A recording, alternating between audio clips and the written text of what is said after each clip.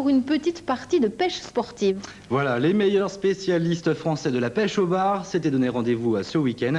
Un concours en bateau et au leurre artificiel dans une zone de 5000 nautiques au nord de l'île. Emmanuel Brault et Laurent Pelletier y étaient, mais eux par contre n'ont rien ramené. On y va. Pari réussi pour l'amicale des pêcheurs d'Antioche, organisatrice de cette compétition. 41 équipages venus de toute la France et même de Belgique ont fait le déplacement sur l'île d'Oléron.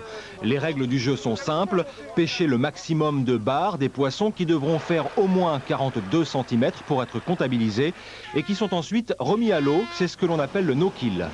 L'intérêt de ce concours no-kill, c'est de prouver donc aux pêcheurs et aux non-pêcheurs qu'on peut pêcher en s'amusant, sans détruire la ressource. Et nous ne sommes pas pour le no-kill intégral, sauf pour ce concours bien sûr, mais au moins pour une auto-limitation des pêcheurs dans les prises. Ça ne sert à rien de ramener 50 bars pour les mettre dans le congélateur. On essaye d'apprendre aux gens à être raisonnables et à pouvoir relâcher les bars lorsque la pêche a été bonne. Didier et Sylvie, des régionaux de l'étape qui connaissent par cœur les meilleurs postes, vont rapidement déchanter. À l'entraînement cette semaine, ils ont capturé plus d'une centaine de bars, mais aujourd'hui les conditions sont mauvaises. Et après 3 heures de traque, le bilan est bien maigre. Quelques orphies. Voilà, on a pris quelques aiguillettes pour ceux qui ne connaissent pas le mot orphie.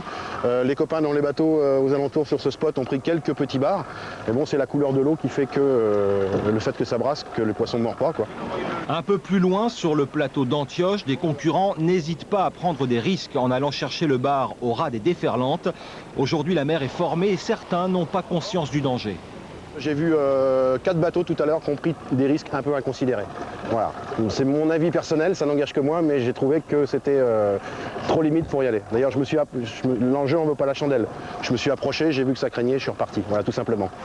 Didier et Sylvie rentreront bredouille. Seuls 16 équipages sur 41 ont fait du poisson. En tout, 46 bars pêchés et relâchés.